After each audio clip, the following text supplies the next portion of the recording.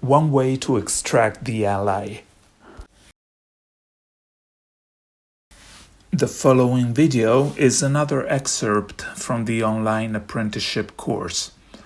This video belongs to a unit that is far ahead in the course and concerns inorganic energy. However, I thought that this method, this related practice connected to the discipline of shadows, might be of some interest to everyone. My advice is to experiment with techniques of this kind, but very carefully. Actually, in the online course, this topic of inorganic energy and awareness is dealt with very far down the course, precisely because one would need previous knowledge and experience of it, both basic and advanced, concerning seeing, dreaming, inner silence, discipline, and inner strength. In short, a whole series of attributes and possibilities that relate to the art of stalking, above all, because we're basically talking about stalking in organic awareness. But to do such a thing, we have to have at least some practice of stalking, the real kind, that is, the kind done by intent. Stalking is enacted by the active side of infinity, by intent, not by us. We coincide with intent and follow the direction it indicates.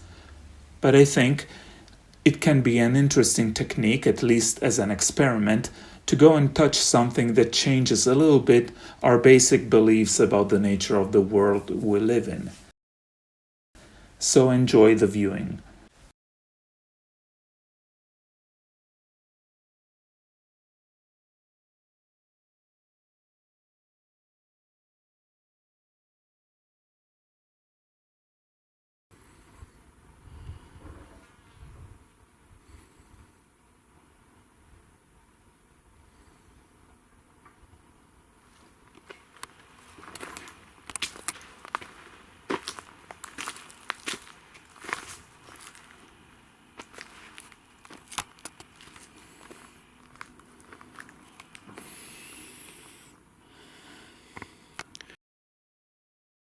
There are many ways to flush the ally out,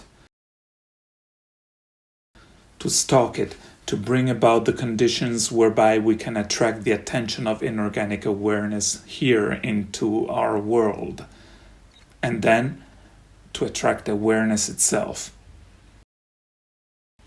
I want to show you a method that is part of the discipline of shadows and is always based on the possibility of using the projection of one's shadow as a gateway, or as a point of concentration, or as a conduct, or however we want to say it. In short, to use our shadow to focus our intent, to increase the power, the intensity of what we're trying to do, and most importantly, to immediately shift the intent that we are implementing into the attention of the second kind. Actually, already into the second attention, I would say. In other words, to shift it to the other side. Our intent is placed on the other side through the shadow, which is an undoing of ourselves.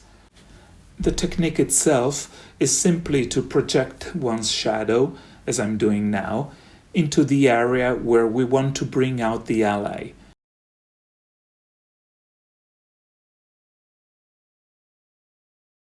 In short, onto the point where this convergence, this coincidence, this condensation of energy of the inorganic type should then take place.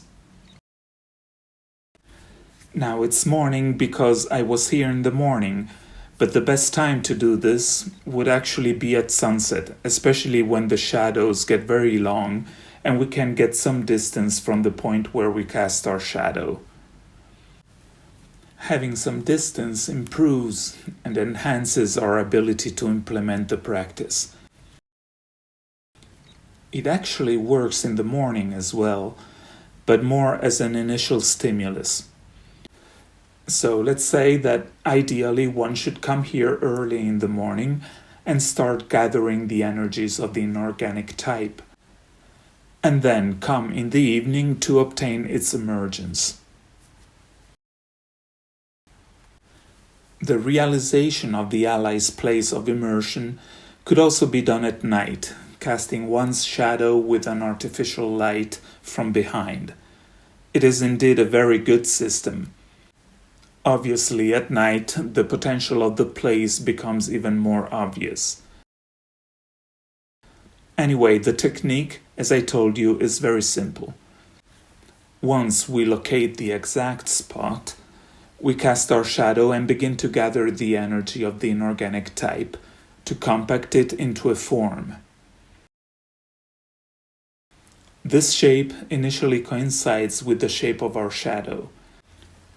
We can do this by moving, using that unbalancing to balance that I showed you in an earlier video, but also by simply intending it. You notice that it's beginning to work when the shadow, takes on thickness. Or to put it another way, the shadow starts coming out of the ground from the point where it's projected.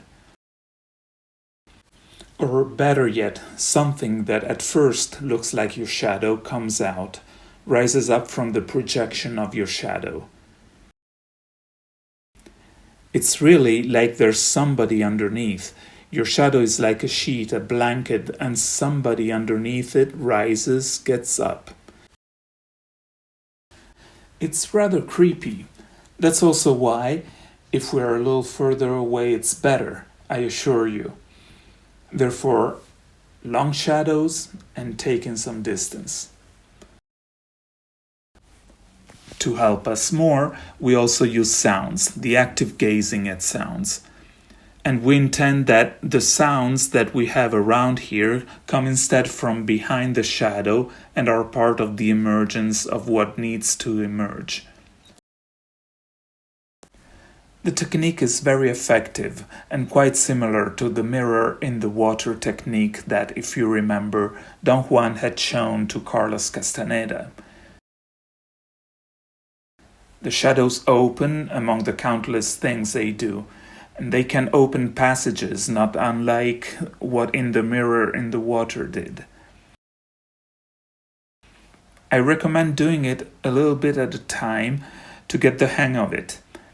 It's always better to get a little bit of confidence, also because, as I told you, what happens is quite strange or even shocking.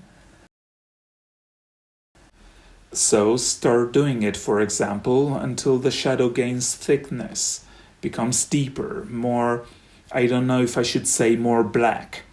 Let's say a particular thickness forms at a certain point. When that happens, you'll know it right away.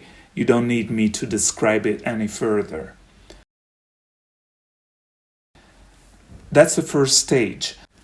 Once you have reached it, you can suspend the operation and then come back to it another time, or later, to repeat it and thus extract it a little bit at a time.